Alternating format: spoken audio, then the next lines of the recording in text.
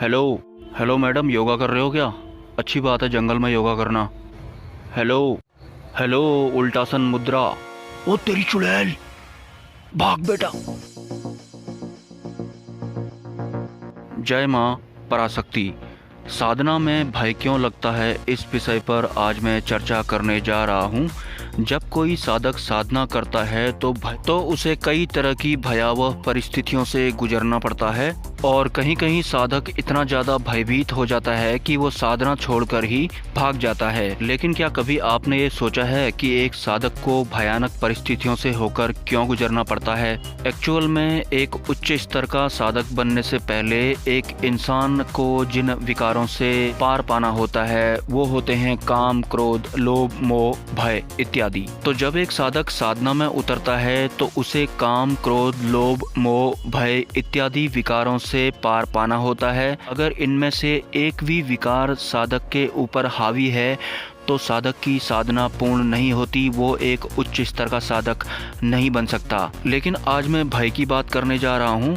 तो साधक को ध्यान की अवस्था में कई भयभीत करने वाले दृश्य दिखाई पड़ते हैं, भूत प्रेत दिखाई पड़ते हैं और जैसे जैसे साधक अपनी साधना में अग्रसर होता है तो जो दृश्य उसको स्वप्न में या ध्यान में दिखाई पड़ते हैं वो दृश्य स्थूल रूप से भी उसके समक्ष पेश होने लगते हैं और इस परिस्थिति में साधक बहुत ज़्यादा डर जाता है और अपनी साधना छोड़ देता है और यही साधक सबसे बड़ी गलती करता है। क्योंकि दोस्तों, साधना का मतलब है आप सूक्ष्म जगत में एंट्री करने जा रहे हैं और आपको जैसा कि पता होगा कि परमात्मा के लिए इस दुनिया के सभी जीव जंतु, भूत प्रेत या छोटी से छोटी कोई भी वस्तु ही क्यों ना हो, वो सभी बराबर होती हैं। साधना मतलब आप ईश्वर के मार्ग की तरफ बढ़ रहे हैं तो आप भूत प्रेतों से कैसे डर सकते हैं? क्योंकि भूत प्रेत हो, चाहे इंसान हो, चाहे यक्ष हो, गंधर्व हो, किन्नर हो, कुबेर हो, ये सभी ईश्वर के लिए बराबर होते हैं। लेकिन इंसान अपने जीवन में जिन भी चीज़ों को देखता आया है स्थूल रूप में ही देखता आया है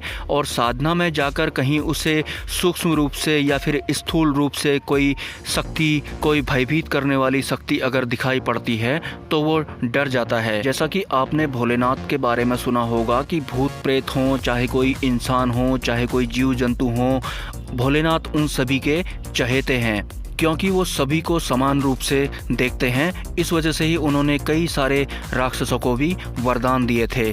तो अगर आप इस तरह की भय की स्थिति से गुजर रहे हैं तो आपके लिए ये ट्रिक काम कर सकती है कि जैसे कि भोलेनाथ हैं वो तो भूत प्रेतों को अपने साथ में ही रख लेते हैं। अगर आपको साधना के बीच में कोई भूत प्रेत दिख भी रहा है, भले ही आपके रूम पे दिख रहा हो या फिर सदृश्य आपके समक्ष ही चलता रहता हो, तो आप भी उसे भोलेनाथ की तरह ऐसे ले सकते हैं कि रह तू भी साथ में, क्या कर लेगा, रह ले साथ में तू भी।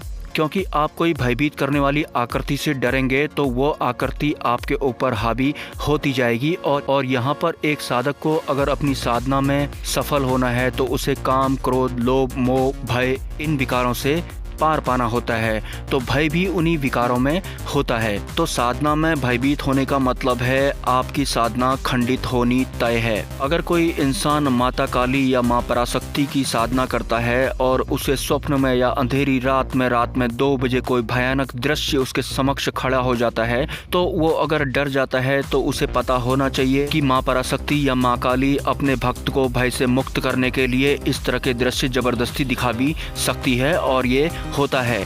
एक्चुअल में एक साधक को भयानक दृश्य उसके ईश्वर द्वारा ही दिखाए जा रहे होते हैं ताकि जो वो भक्त है मजबूत हो जाए। अगर कोई भूत उसके सामने खड़े हो जाता है तो वो भी उससे ना डरे और ऐसा करने से ही जो ये नेगेटिव ऊर्जाएं होती हैं इनकी शक्ति क्षीण होने लगती है। अगर आप डरेंगे तो ये और ज़्यादा पावरफुल होती जाएंगी और आप अगर नहीं डरेंगे तो ये क्षीण होती चली जाएंगी और एक दिन लुप्त हो जाएंगी। अगर मैं इस ब्रह्मांड की सबसे बड़ी शक्ति माँ पराशक्ति के बारे में बात करूं तो अपने प्रिय भक्त के सम्मुख सदृश्य होने से पहले मां पराशक्ति स्वप्न में संकेत देती है और उसके बाद नींद खुलते ही उसके सम्मुख खड़ी हो जाती है। लेकिन माता पराशक्ति का तेज इतना ज्यादा होता है कि एक निम्न स्तर का साधक उसे झेल नहीं सकता और जो साधक माता पराशक्ति के तेज को झेल जाता है उसे सिद्धि प्राप्त हो जाती है, उसे मुक्ति मिल जाती है, उसे ब्रह्म ज्ञान हो जाता है।